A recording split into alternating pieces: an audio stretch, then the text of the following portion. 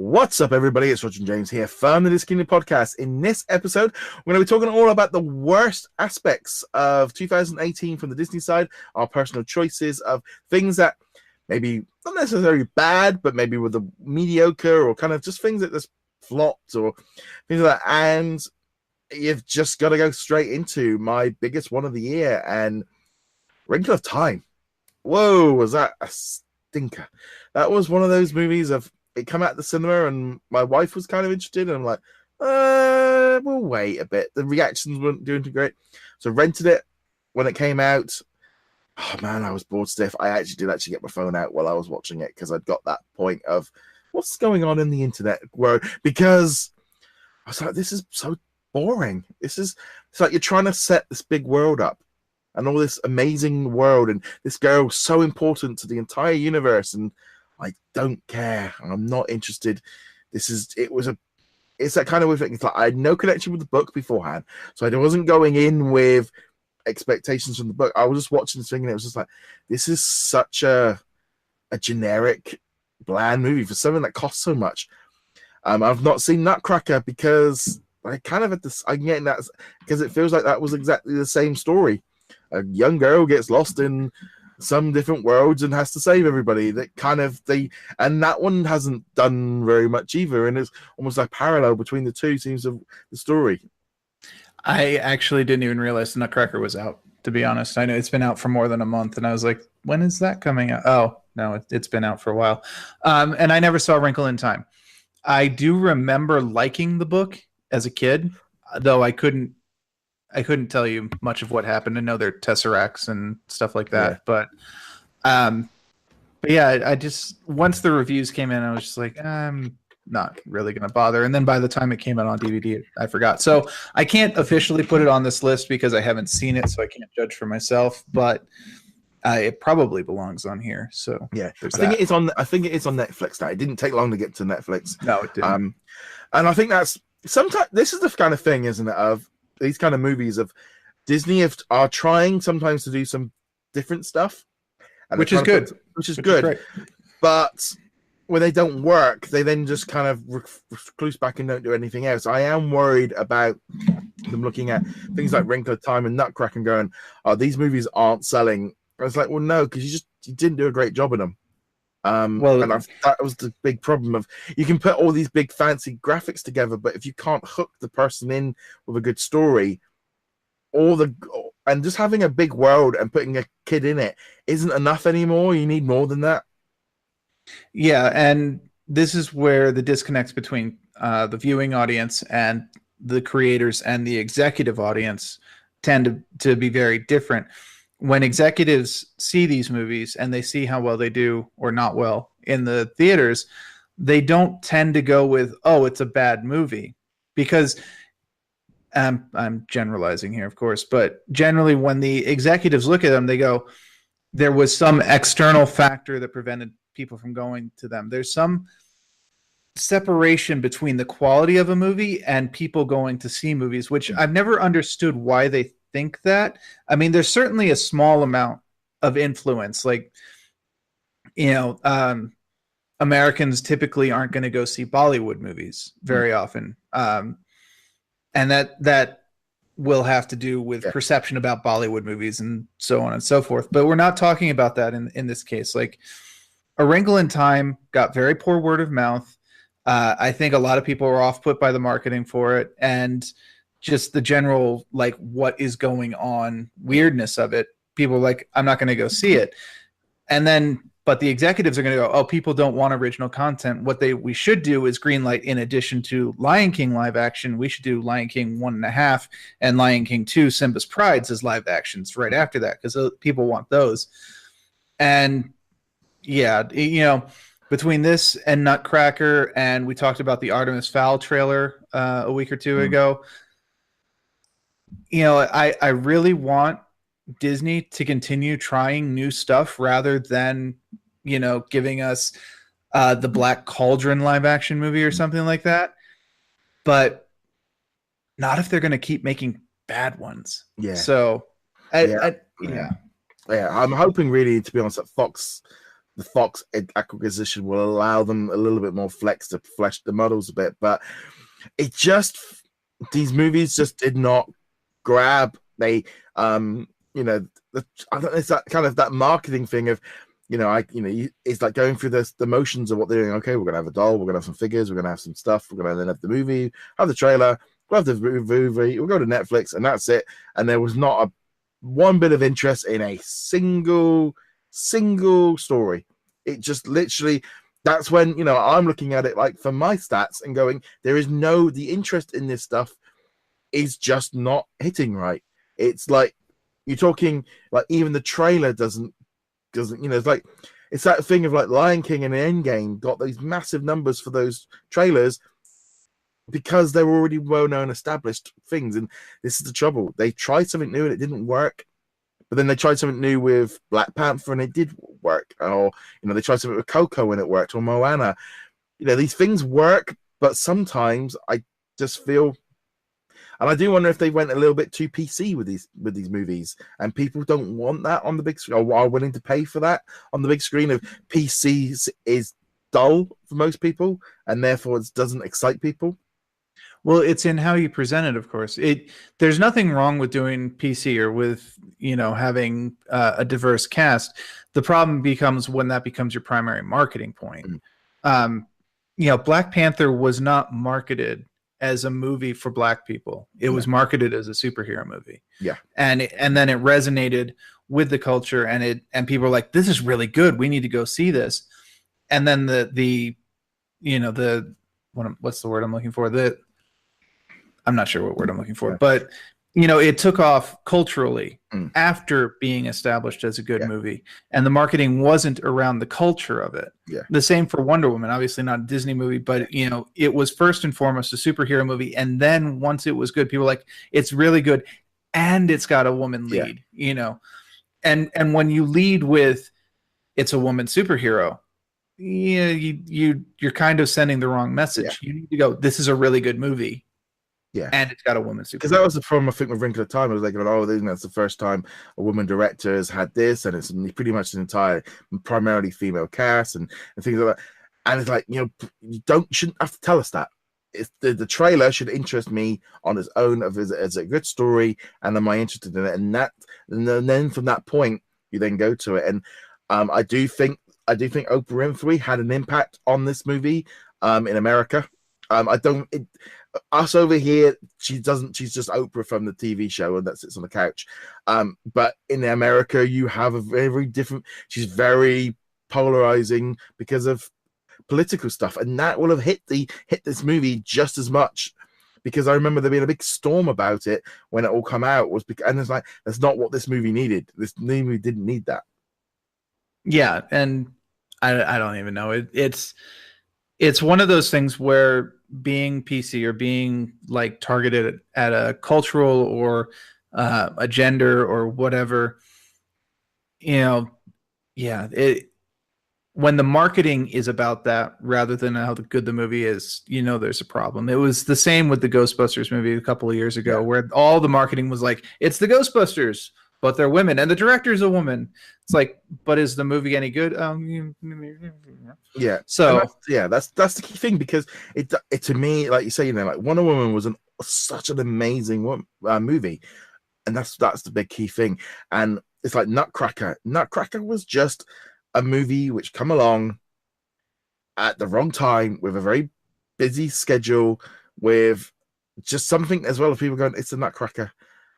Well, yeah, that's the bit with the sugar plum, and it just didn't catch anyone's attention, and that is the big problem. And and I think, and while I don't want to put it on this list, Solo, I really enjoyed that movie, but I know my dad watched it a couple of weeks ago and didn't really think much of it, and people generally were a bit like, meh, what was it? And it came out and it didn't do, as far as the box office, it was one of the flops. It didn't do very well. It's the lowest money maker for Solo, for Star Wars, whether or not that's to do with The Last Jedi, the background, but it also was just a story that people weren't interested in.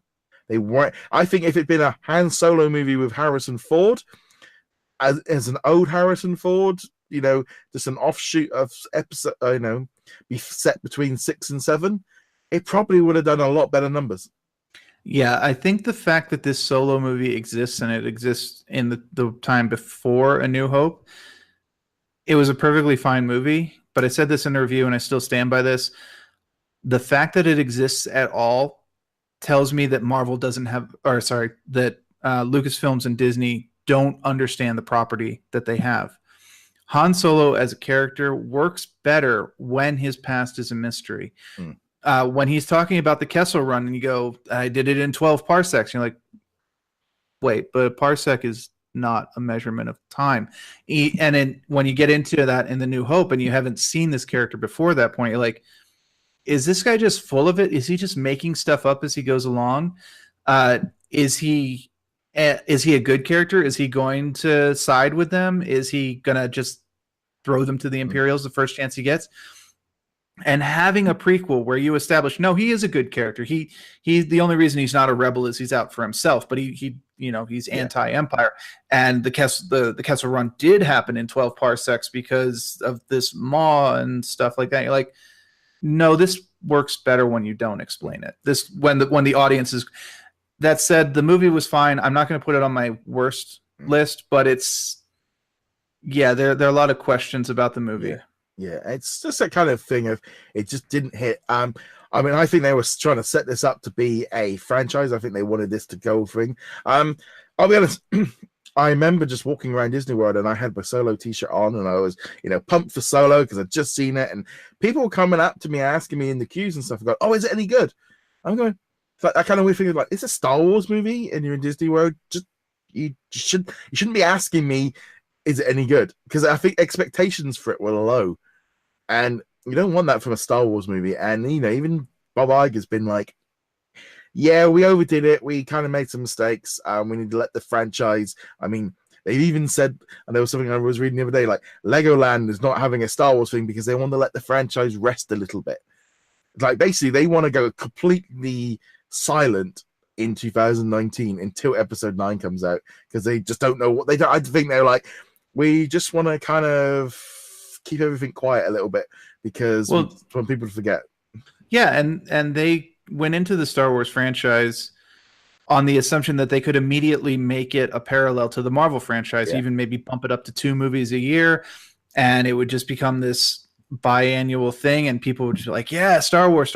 And then what they forgot was Marvel built up to that, Iron Man and then Incredible Hulk, and people kind of brush over Incredible Hulk for pretty good reason. And then it took a couple of years before they started getting into the 2-a-year cadence, and now they're kind of doing a 2.5-year cadence. And they needed to prove with Star Wars that yes, these movies are going to be quality. We're giving them the top billing. That everything is in it, story, special effects, everything is working together. And that even with Force Awakens and Rogue One, you can tell that there's kind of an emphasis on spectacle rather than on solid storytelling or consistency. And some people are like spectacle all the way, and that's fine. That's that they are they go see the Fast and the Furious movies and the Transformers movies and whatnot. Well, and that's perfectly. I want to go see Bumblebee. Okay, I have zero interest in Bumblebee, but I have no attachment to the Transformers. John Cena in it, so but I'm also not saying that these are bad things. Going and seeing movies like Transformers just to watch robots beat each other up, because I love Pacific Rim. That's a movie that's just about a giant robot fighting giant monsters. The difference is there's also, not about Pacific Rim, but it's a spectacle movie. But the older Star Wars, the original trilogy, they had story that backed up the spectacle. Yeah. And these ones don't really have that story consistency and narrative to back them up. So they kind of need to come back and do more than that. Yeah. I also feel like Marvel I feel their characters are much more interesting in terms of each individual hero is his own individual thing. It had to be good enough to push its own comic book and then its own. And whereas Star Wars, you can't just say, let's have a movie about Han Solo or Princess Leia or Obi-Wan Kenobi, as well as it doesn't. Then they don't quite pull the same, and Solo proved that. And unfortunately, it was just that kind of situation, I think, of it was a flop, but I don't think I personally enjoyed it. I liked it, but wasn't good enough. Let's also qualify the statement flop. It made money. It broke its thing. It's only a flop because it didn't meet expectations, not because it was a failure as a movie. And there is still a chance that we could see a sequel with Kira's storyline picking up and the cameo of Darth Maul picking up at the end, and so on. And I will say, I think also, I'm speaking from a fan's point of view here, I would much rather that they told stories in between the end of Return of the Jedi and the beginning of The Force Awakens. There is 40 years of continuity there that is almost completely unexplored. The era between the prequels and the original trilogy is very well explored. There have already been 2 cartoon series. There's now been 2 movies. That's fine. Let it go. It's where it's at. There's still room to tell more stories there, but they don't have to be connected to the rebellion. They don't have to be connected to the Empire. They don't have to be connected to any of these characters. Do something else with that.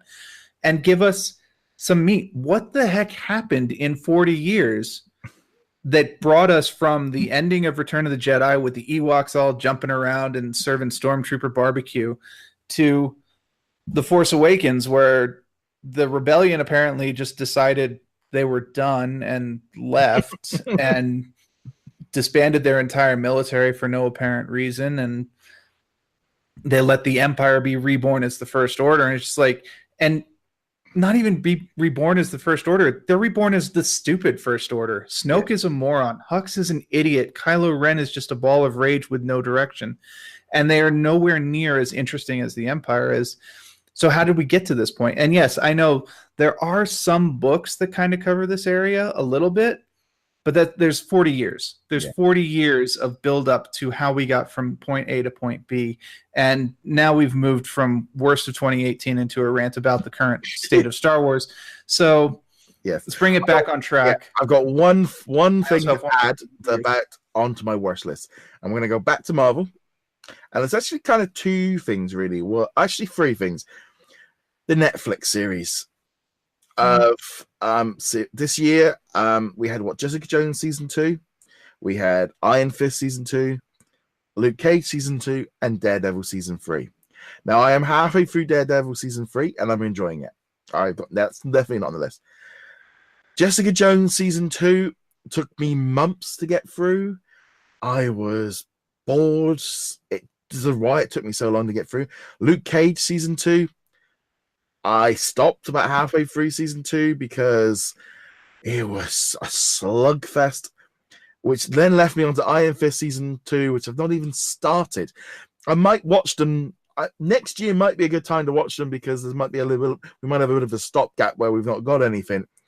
But they just really this whole thing about them cancelling them and all the rest of it.